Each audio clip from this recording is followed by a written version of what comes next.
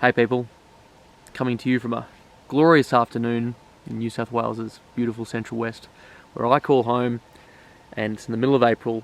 What a time to be alive, what a time and place to be hunting. In the middle of the glorious rut. Folks, I've had some of the best hunting over the last couple of weeks of my life, and I look forward to sharing it with you now. I'm going to give you a little bit of context before I get into the main footage of the hunt, just to set the scene a little bit. I was very motivated to just pick new patches of ground, to apply skills, to break it up, with the strong optimism that I'd get onto good animals. And here's the thing, I set up two separate forest spots. I had game cameras in them, and I've been working those kind of areas for a lot of the year, working up to it, because I found a little bit of red deer sign in each one of them and I thought, you know what, that's enough. That's enough to keep me interested. I also had a private option, and I'll tell you what, that got me interested because I saw the largest stag of my life with my eyes on this block. So that gets you really keen and really obsessed. And I went and put in a great deal of time and effort into that option. Put a heap of cameras out. And I caught deer on those cameras. Show you some of them now. Would that get you keen? Particularly having seen the largest stag, red stag, with my eyes on this block, and then a month and a bit later getting a photo, a game camera photo of him again, as well as many other red stags. You can see why I might just have tunnel vision with this patch of land, thinking that this is the greatest option that I've ever had. And folks, I put time in. I put intense amounts of time in. I didn't see those deer, apart from that first time where I'd seen that magnificent stag, and then went and arranged hunting access, and then putting big time into hunting them. Didn't see those deer again. Now, one part of this is that a lot of these game camera photos, they came in a burst when the deer had obviously moved through this land, hung around a little bit, really showed themselves off for the camera, but then left. And that is very classic red stag behaviour during the summer months, because they've found themselves in bachelor groups. Not all of them, but a lot of them have found themselves in bachelor groups. They're moving through to comfortable areas where they can eat the best, most nutritious feed, grow those antlers, be comfortable. They put on a lot of weight. Their meat quality is excellent at this time of year. But this is all up to a point when they're starting to get fully developed. Those hormones in them start changing. They're rubbing all that velvet off their antlers.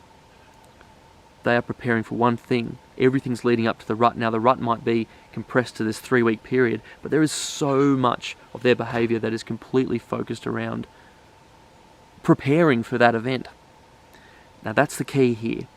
One thing I didn't ever see on any of these cameras, and I put out quite a few of them on this place, no evidence of hinds whatsoever, at all. And having not seen these deer again, because again, I couldn't hunt every day. I could only do bursts when I could, and I thought I was covering enough time, but if those bursts missed that little window where these deer were passing through, I had to keep asking myself, what's going to actually keep these deer on that block of land when there's feed everywhere, the countryside's looking fantastic, wet summer, all that, and that there's no hinds turning up, because these hinds aren't travelling by their nature. They've found a nice little summer spot too, because they've had fawns, they're raising fawns, they want to be on best feed, they want to feel secure. Some of them group up, not all of them, but a lot of them group up, and once they're in a comfortable spot, they're not shifting. I just knew that if those hinds were elsewhere, then that hunting block wasn't going to have any deer in it for the rut, unless maybe they'd really moved themselves apart through some extensive hunting pressure. Instinct telling me that the private option, no matter how high the rewards looked, was going to be a low percentage game, if next to 0% game. The deer were going elsewhere. When it's time for the rut, males want hinds. It's as simple as that.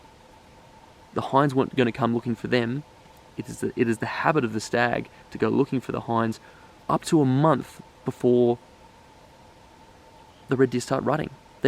And this was really helpful with the next option, patch of forest. I've been inspired by 2 different blocks of state forest. I'd never seen deer in them, but I'd seen little bits of sign. And these country patches as well were just very, very beautiful. very attractive bits of country, and that inspires me.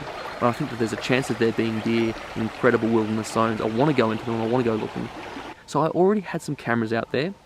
I hadn't lost interest in them, I just put focus elsewhere. But those cameras were learning a bit for me. I'd still been going out there a couple of times. I made a point to just make sure I was keeping my finger on the pulse and seeing if any rubs had started in these patches of forest, and they had. Deer had moved into these area in late summer, whether it was rubbing their antlers to get rid of their velvet or just rubbing them up post-stripping just to sharpen them up. Could be either way, they're moving from elsewhere into that area. The sign was fresh, and on the cameras in each area, they had hinds. And I tell you what, that really filled me with a renewed confidence and optimism, and a strong desire to pursue the public land option. But it was just hard because I was turning my back on some of the best deer I'd ever seen in my life. And for someone who's into what I'm into, it's like, that's a really hard thing to let go of. But I couldn't ignore the logic of my understanding of red deer behaviour that the last decade has informed me with. In the lead up to the rut, maybe a few weeks beforehand, I just happened to be out in one of these areas and thought, I'm just going to stand at the end of the day on the end of this little patch of hill, just on the top of a spur, listening into the basin just to hear if there's any early roaring going on. All I had was just a little bit of the afternoon. Didn't hear anything, but I walked about 50 metres off the ridge just to, get a bit of a view through the trees and all that kind of thing. It was a little bit misty and rainy that day. Looked down 20 metres from me, and I see a massive mature red stag. You don't just see that all the time, and it was just electrifying, but it took me by complete surprise. I just didn't expect to get lucky. If I saw any sign, I'd think, oh, that's great, I'm on the right path. He was lying, looking downhill, facing away from me, and he lifted his head back and used one of his antlers to scratch his ass. And I saw it. I saw that from like 20, 25 metres away. I was dived behind a tree, and I had an iPad with me, which has a camera on it, just like an iPhone, I guess. Old, this isn't the best footage, but this is what I saw after he stood up.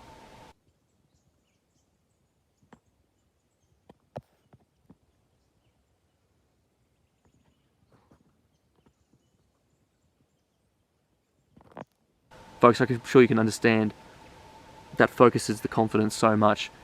There's the goal, there's the prize. Although I got to be honest, I put all this work into this area, but still hadn't laid eyes directly on deer until that moment. I'd seen their sign, but I hadn't laid my eyes on them. I would have taken any red deer. I wasn't thinking, it just has to be that one. But you know what? I had cameras at the bottom of the hill on either side of that ridge where that stag was sitting. That's the classic behaviour. That stag's gone looking. He wants to find his rut zone, he wants to find his hinds, and he'll do that up to a month or so before everything kicks off. Folks, I'm going to stop talking. Here's the hunt I had in the 2022 red deer rut. Hope you enjoy. Well, getting in here just in time for the rain to start. At least I could get in here. We'll see how rough the rain gets. It's funny. I'm just in this lucky position where I've got a bit of time up my sleeve for this. So lucky me. And I'm thinking a bit of rain and a bit of intense weather coming for the next few days, and it just doesn't matter because I look at that top ridge line over the back there, and all the hills behind it. I'm just so happy to be here.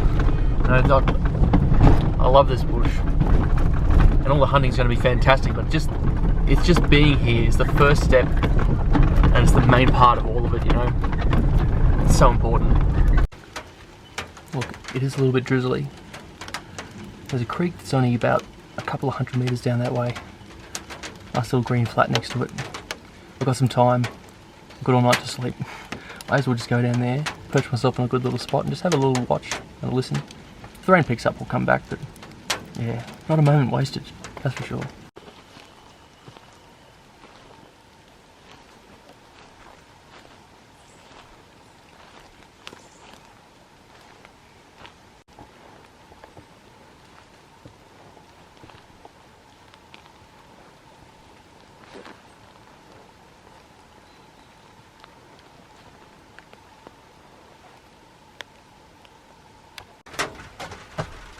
Very good.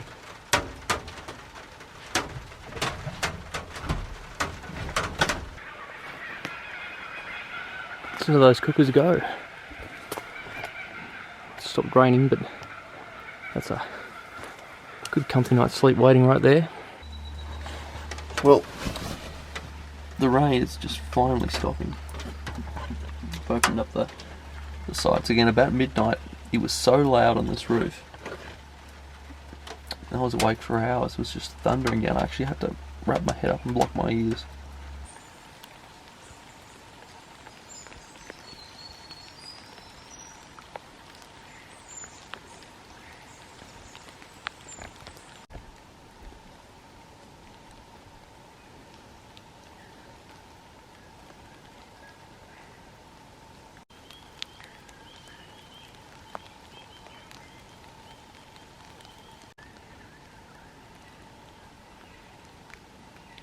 There's an animal moving at the top of the hill. Okay, that little roar about 5 minutes ago. Bah.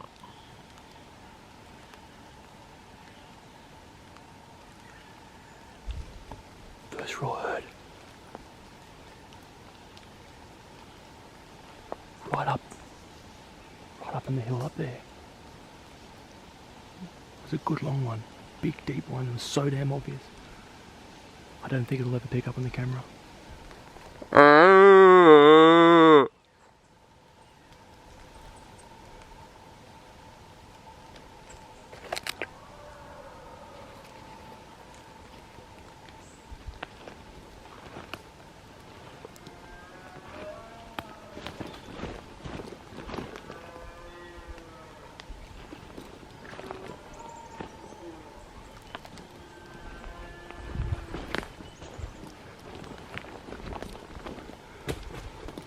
It's actually a fair way up. And I'm hearing it really well because it's echoing, but it's a bit up the hill. Oh my god. Oh my word. Gotta get a clearing. See if I can glass him.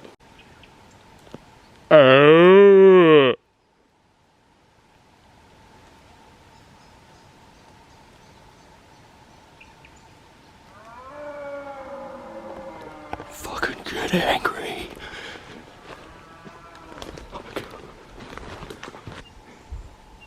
I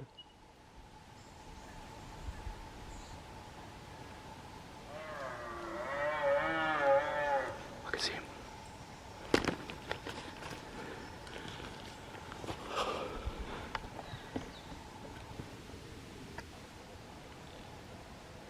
I've got eyes on, but he's moving. He's moving that way, up the hill.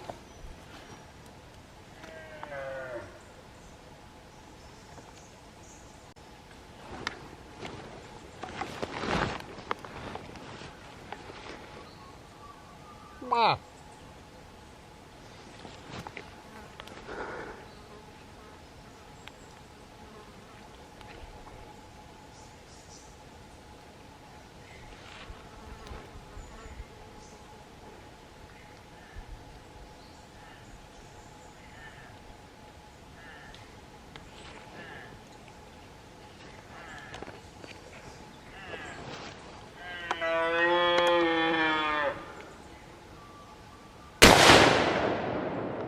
I've done it!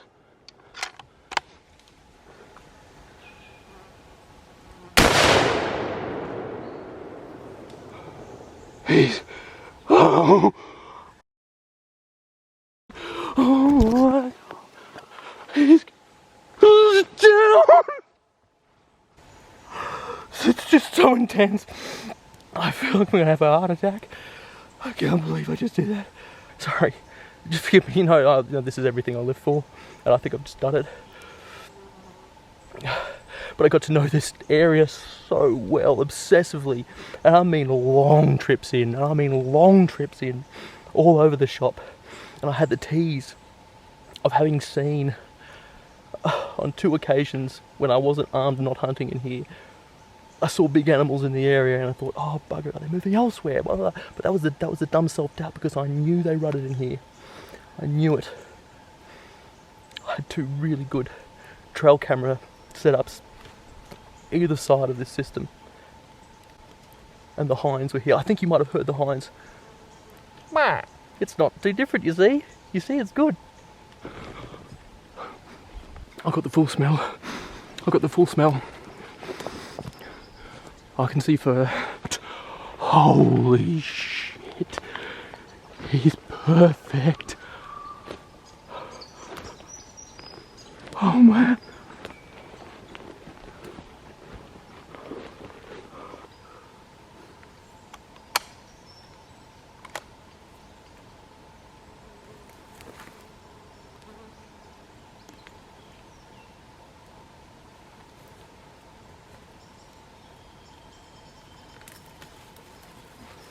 Oh man. I didn't know this was even possible.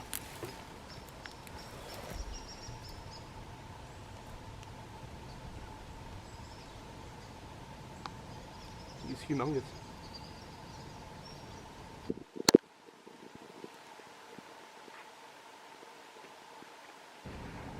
I've just been spending some time with him. And look, you know, it's a cool day. It's always ideal to get an animal sorted out ASAP. But it's just not so often that you get to spend tangible physical time with your dreams, your hopes and dreams. You know, it couldn't have been a more, oh man, every time I lift him I'm just in shock. Every time I see his face and his eyes, and that density, you'll see that density around the crown of his head there, which is all tacked in. That's his age.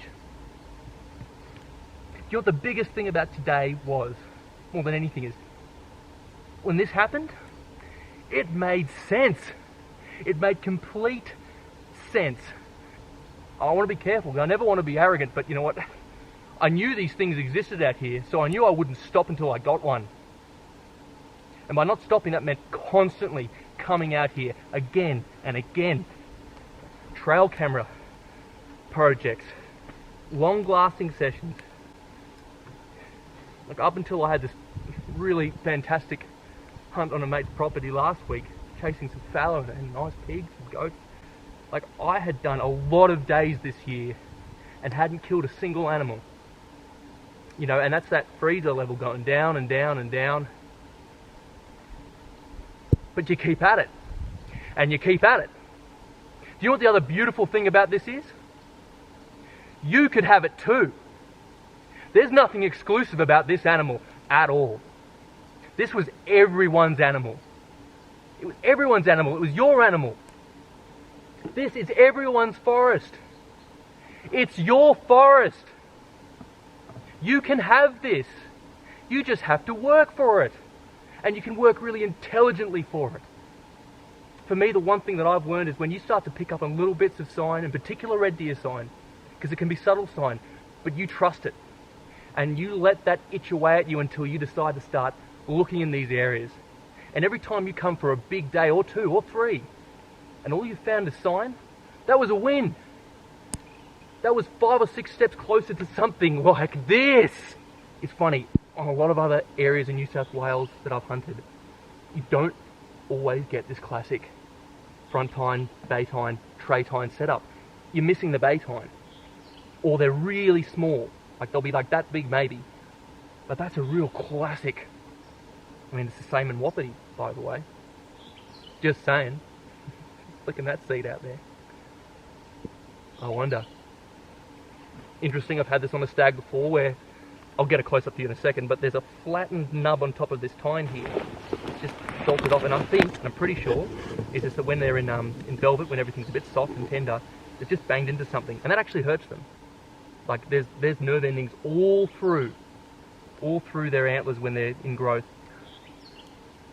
Now, but the other fantastic thing, and this is more than half of what I've gained today, is just probably the most classic raw hunting experience. It's not all on camera. There was about 15 minutes of me getting down across a creek line, you know, trying to keep the heartbeats down, and he was just going flat out, absolutely flat out. But then, this is the most interesting part of it all, hind. And I really hope I really hope that that turns up on the mic. Because there's a few different variations to it at different times, but they were being pretty consistent, those hinds. It was just... Ma, ma. And I'd given a few roars. In fact, the first roar I did up on the hill, I'd heard way up in the distance, I'd heard like, oh my goodness, that's the first roar that I've heard this year. That's the kick-off of the rut. How amazing is that? But it was real distant. And then I go, with my gloves off, because that pads it a bit, but, and he responds. And there might have been 3 times again that I did those roars moving towards him. And I should have been a little bit more careful with that, to be honest, because roaring them might elicit their roaring. It doesn't necessarily bring them in. He had his hinds. While he's not out to get challenged, he's out to give out the biggest, deepest bellows he possibly can. That's the way of telling a youngster, yeah, F off. You know what's coming to you. You can hear it in my voice. He was angry. He's gone full bore. And a few times when he went quiet, I did it again, and it's never, well, I don't know, it could be instant in a lot of different instances, but it was never just straight away. He'd hear it, and then maybe 10 seconds later, and then he'd just go, but he'd really go at it, just smashing it, just this angry roaring. And eventually, when I finally got close enough, I decided to be on the next ridge over. I mean, it's not a ridge, it's just that side of the gully, just to be looking across. And finally, I just see the legs walk across. I'm not sure if it was actually him. It could have been one of the hinds. But that's when I started going, Ma. boy, didn't that pull him up. It pulled him up hard. So there's one thing, he's happy to avoid a fight, but he's not happy to avoid extra hinds. He loves hinds. He wants them hard. And that's what brought him down. Folks, when I lifted the scope and I saw just beams, I didn't see this, I just saw beams in those 3, I just thought, my goodness, bang. It almost felt complete then. And funnily enough, for all the shakiness, I felt restfulness just before the shot. Anyway, folks, I can only hope that you understand when I say that it makes sense that this happened. I hope you get what I mean by that, because when every single step has been thoroughly taken towards it, persistently, like a day out hunting was not, and with no deer, was not the failure of a day. It was a step towards it. It's not some philosophical thing. To get big animals like this, you really need to work out your country. And I did. I keep rambling on. I might give you a break from my voice.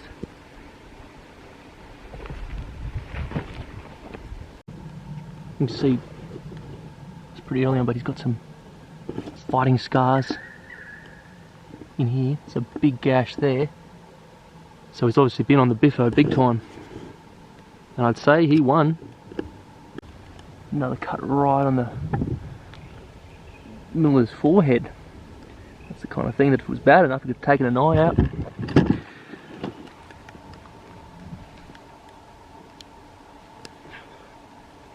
Just huge.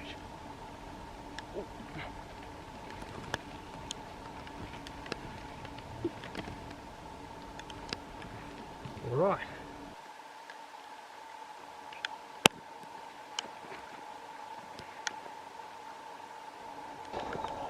I think I've explained it in the videos before, but like, unfortunately, just with the YouTube side of things, if I put too much blood and guts in this, it'll get demonetized. So there are other videos about how I butcher and break down deer, particularly red deer. So go and have a look at them if you can. But anyway, but what I'm also going to do is just set myself a bit of a halfway point, hang up the legs in trees. That'll hopefully be near a fire trail. And so if I can at least just get everything out of the gully to that point, then everything from there on will be a lot more manageable. And if I have to do it in the dark, at least I can come down the trail to somewhere that's pretty memorable. I'm buggered. I'm real buggered, so I'm gonna get this first load done, have a snack, have a drink, repeat. I'm still in shock.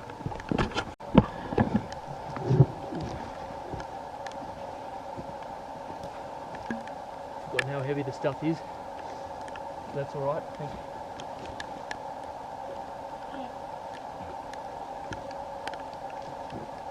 Straps in the leg to the halfway point. No mucking around.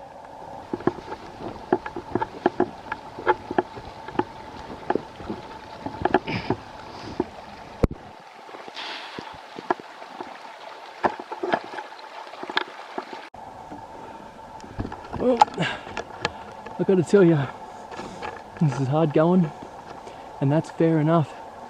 That's fair enough. Little creek there. A few things to pick up in the morning there. Leaving some orange with it so I don't miss it. But I've got just under 2 k's to go. I've done all of today in gumboots. All of it. I got 50 metres from the car, I'm like, oh, I'm in my gumboots, you haven't changed boots, you dumbass. And then I decided, oh, I won't change them because it's wet, and I'm just going to go 500 metres up to the hill there and have a roar and have a listen. The rest is history, I guess. I've got to stop talking to the camera, I've got to keep going. All over the shop, exhausted. I'm going to get out of wet clothes, get into warm clothes, eat food and rest. I plan for a really big pack out day tomorrow.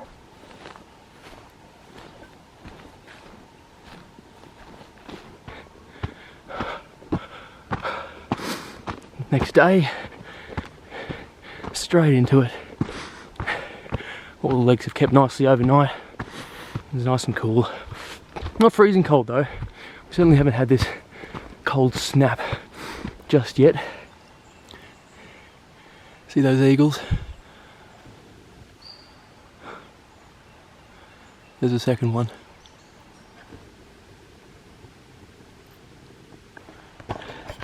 They're hovering just over the top of where my last red stag leg is.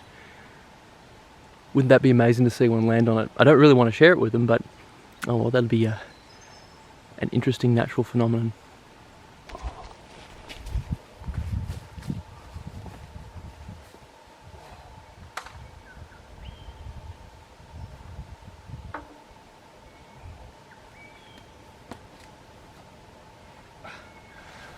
Oh, see that?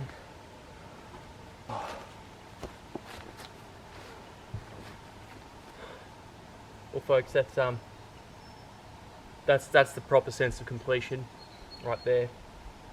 I mean, now I can really breathe a sigh of relief. It feels so good. It feels really good to get them all out like this.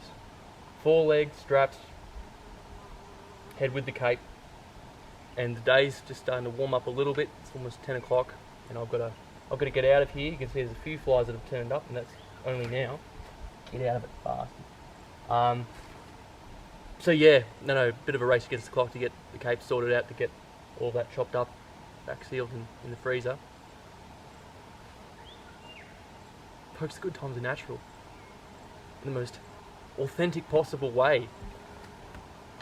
It's just, part of me doesn't want to leave if I didn't have to. In fact, bugger it, I'll probably come back as soon as everything's sorted. Just not even to hunt that hard, just to be here to explore all these little pockets of country. It's just beautiful. Anyway, I could really start rambling here, but I'll get myself sorted. Big respect to everyone, guys. The good times are natural.